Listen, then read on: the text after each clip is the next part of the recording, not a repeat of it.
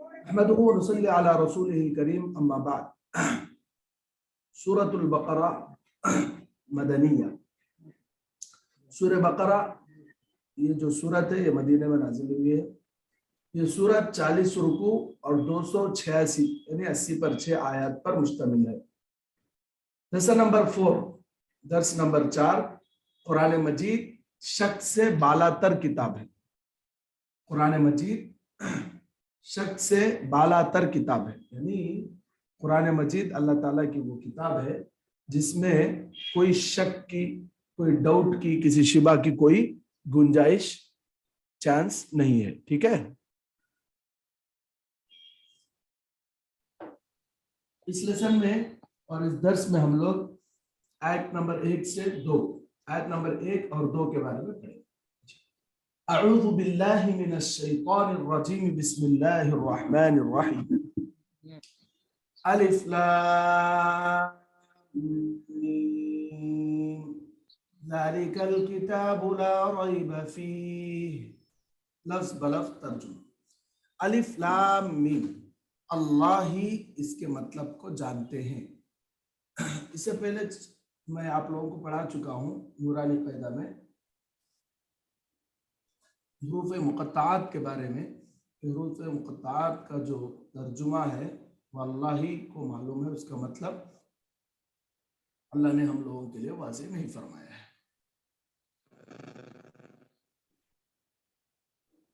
آگے دیکھیں. ذالک الکتاب، یہ وہ کتاب ہے کہ لا ریب فیہ، جس میں کوئی شبہ، جس میں کوئی شک نہیں ہے. ذالک الکتاب، یہ وہ کتاب ہے کہ لا ریب فیہ، جس میں کوئی شک نہیں ہے. یہ ہو گیا لفظ بلفظ ترجمہ. ٹھیک ہے. اب محاوری ترجمہ دیکھیے. الف لام میم، یہ کتاب کہ کوئی شبہ اس میں نہیں. اب اس کی تشریح اور تفسیر دیکھیے. پہلی آیت میں صرف حروف مقطعات یعنی الف لام میم ہے، جس کا مطلب اللہ تعالیٰ ہی جانتے ہیں. اور دوسری آیت کے پہلے حصے میں یہ بات بیان کی گئی کہ قرآن مجید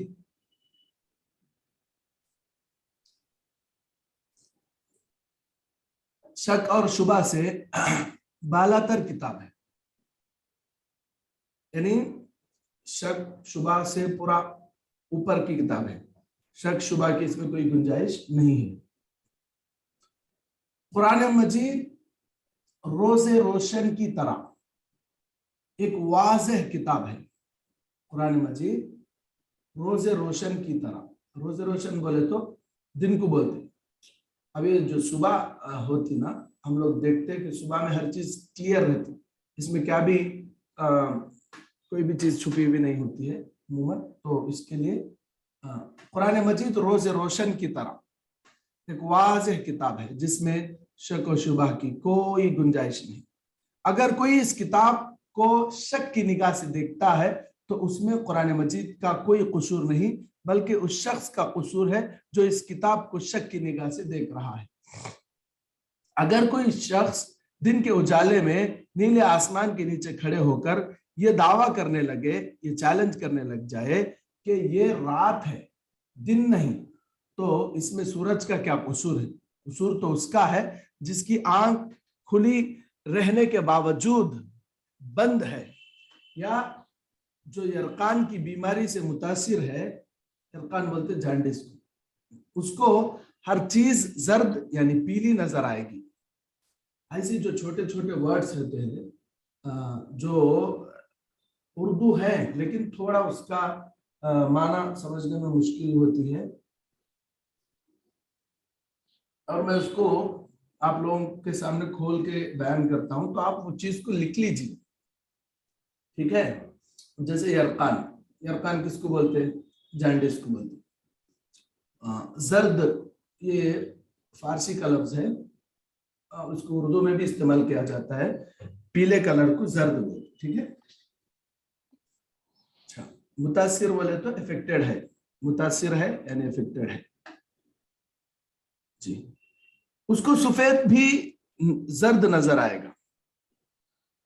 کوئی صحت مند آدمی हेल्दी आदमी जिस तरह सफेद कपड़े को जर्द नहीं कह सकता, इसी तरह कोई अक्लमंद कुरान मजीद को मशकूक निगाहों से नहीं देख सकता। समझ में आ रही बात? यह हकीकत है कि ये किताब आफाकी व आसमानी किताब है जो लौहे महफूज में महफूज है, जिसको रब्बुल जलाल ने मोहम्मद अरबी सल्लल्लाहु अलैहि वसल्लम पर नाजिल फरमाया है। कुरान मजीद का वही इलाही होना बरहक है।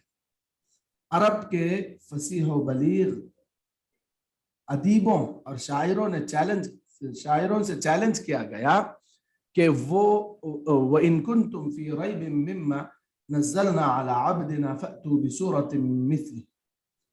फसीह बोलते प्योर, यानी कि प्योर उर्दू को, डीप उर्दू को, बलीग बोलते डीप उर्दू को। तो ये फसीह व बलीग बोले तो जो अरबी जुबान के माहिरीन होते हैं, जिनको अदीब बोलते हैं, अदीब, उनसे कुरान ने चैलेंज किया कि अगर ये आसमानी किताब है बोलकर आप लोगों को इस किताब के आसमानी होने में अगर आप लोगों को शक है तो आप इस जैसी किताब लाकर बताओ। अल्लाह ने कुरान में फरमाया, अगर तुमको इस बात पर शक हो जिसको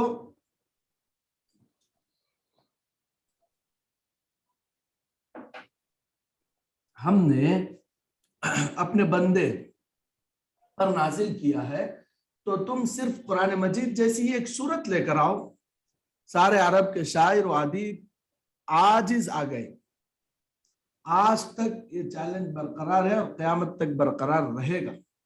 कुरान मजीद 23 साल के अरसे में थोड़ा थोड़ा करके नाजिल होता रहा।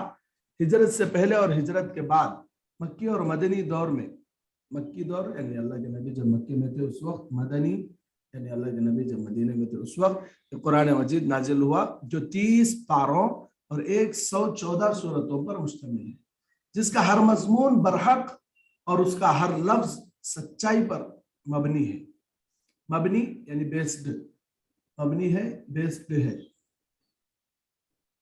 बोलते ना बेस्ड एंड थ्रू इवेंट्स बोल के, वैसा कुरान मजीद खुद